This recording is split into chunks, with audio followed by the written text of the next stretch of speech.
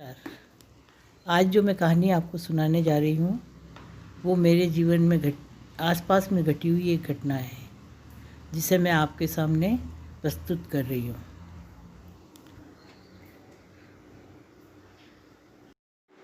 संगीता सामने से आती अर्थी को देखकर एक तरफ खड़ी हो गई, जो एक घर का बरामदा था। उसके साथ 2-3 औरतें और भी आ गईं। पुराना मोहल्ला होने के कारण सड़क संकरी थी। नानी ने जल्दी ही बुलाया था।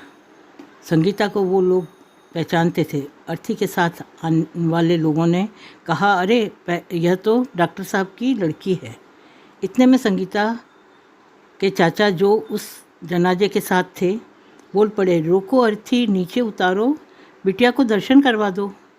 संगीता को पता नहीं था कि वह उसके पिता है, नहीं तो वह शायद नहीं आती।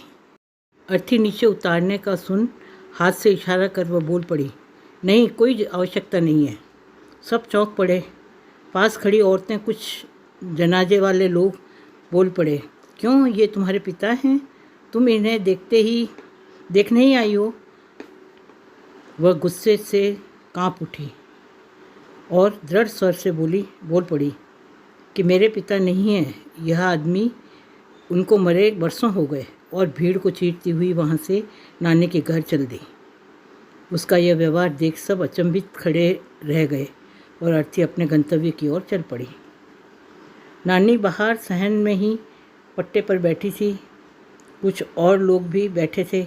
घर में घुसते ही नानी की गोद में सिर रखकर वह रो पड़ी। कुछ देर मन का गुबार निकालने के बाद संयत हुई। नानी ने सिर पर हाथ फेरते हुए कहा, बेटा, इसलिए तुम्हें बुलाया था। संगीता बोली, नानी, मुझे उस व्यक्ति का मुंह नहीं देखना जिसने मेरी माँ को इस हाल में छोड़ दूसरी औरत के साथ विदेश चला गया जब मेरी माँ गर्भवती थी। आप माफ़ कर सकती हैं, मैं नहीं कर सकती। नानी कुछ नहीं बोली। इतने में मामी आ गई, उसे अंदर ले गई। वहाँ बैठे सब लोग जा चुके थे। नानी अकेली ही थी। उन्हें एक एक करके अपनी बेटी के संघर्ष की कहानी याद आने लगी। जब उसके पति यानी संगीता के नाना ने आकर कहा कि रतन की बात बड़ी हवेली वालों के डॉक्टरी पढ़ रहे लड़के से पक्की करके आ रहा हूँ, किशन सिंह जी के बेटे से। माँ ने कहा, अभी तो वह 13 वर्ष की है। नाना बोले, ऐसा घर पढ़ा लिखा लड़का भाग्य से ही मिलता है। नानी ने मन में सोचा, ठीक ही कह रहे हैं। और 2 माह बाद 13 वर्ष की रतन विवाह करके ससुराल आ गई। शुरू के दिन तो आने जाने जाते हैं जो राजस्थान में विवाह के पश्चात देते हैं, यानी देवी देवताओं को धोख देना, में ही बीत गए। शुरू में डॉक्टर साहब का व्यवहार ठीक ठाक ही था। कुछ राजपूती अकड़ भी थी। माँ की सीख के अनुसार सबकी सेवा करना धर्म मानकर चल रही थी। साहब कभी देर से आते, कभी नहीं आते।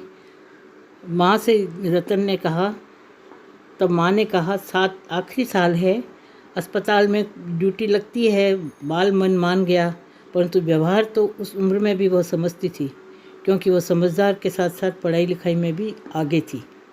इसलिए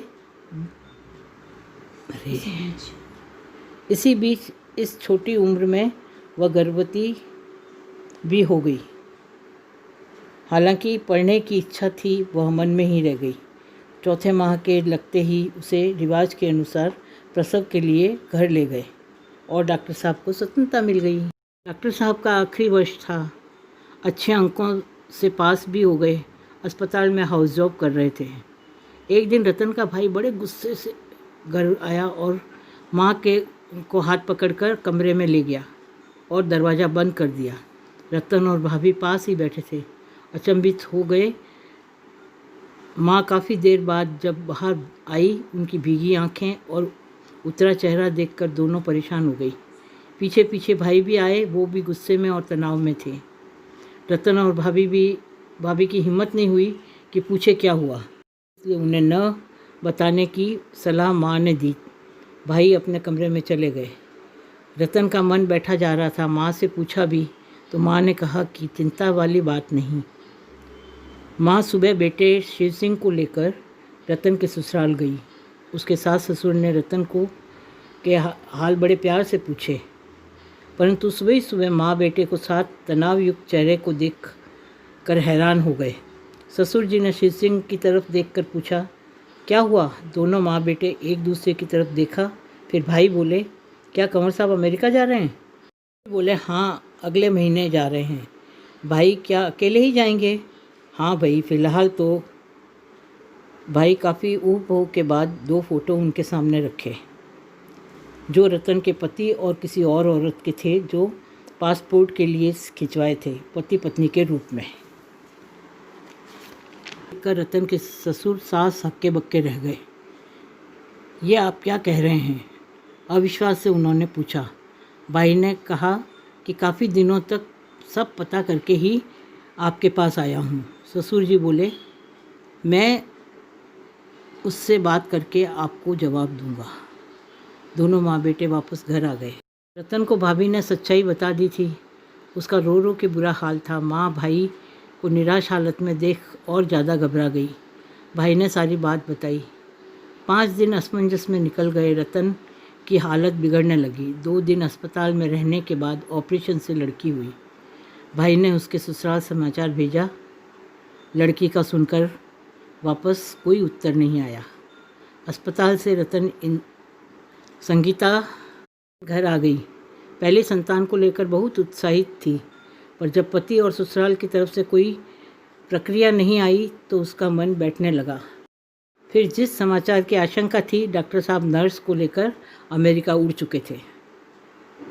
रतन बहुत उदास रहने लगी। 2 महीने की बच्ची हो गई, बड़ी बड़ी आँखें, गोरा रंग, काले घने बाल, किसी को भी प्यार आ जाए।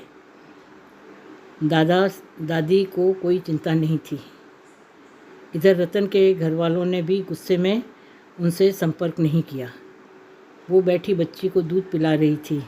माँ पास ही बैठी थी। भाभी ने आकर कहा, भाई साहब के ससुराल वाले आए हैं। कितने? माँ ने पूछा। 5, भाभी बोली। बिठाओ, माँ ने कहा। करते माँ ने बिना दुआ सलाम के पूछा कि कैसे आना हुआ। बुआ सास बोली, बच्ची बहू को कल लेने आए, पूछने आए हैं। किस हक से? माँ बोली, हमारी बहू है। सास बोली, आपके बेटे ने जो किया उसके बाद आप ये अधिकार खो बैठे हैं। क्या ज़िंदगी भर घर में बिठा के रखोगी? भाई ने गुस्से में कमरे में प्रवेश किया। हाँ, हम एक नौकरानी वाली ज़िंदगी उसे नहीं दे सकते। वह मेरे पास सम्मान से रहेगी और उसे मैं पैरों पर खड़ा करूँगा। एक महिला जो शायद उनकी पास की रिश्तेदार थी बोली, तुम्हारे बच्चे हैं, तुम इससे मान दे पाओगे? अंदर आकर बोली, बेटी जैसे अभी तक रखा है आगे भी रख लेंगे और हमारे पर भी निर्भर नहीं रहे होगी, सम्मान से अपने पैरों पर खड़ी होगी।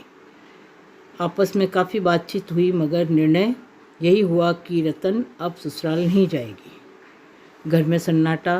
वे लोग चले गए थे। रतन को पहले से ही आशंका थी। माँ, भाभी, भाई कमरे में आए। भाई उसके पास आकर बैठ गए, सर पर हाथ फेरते प्यार से सिर चूमा।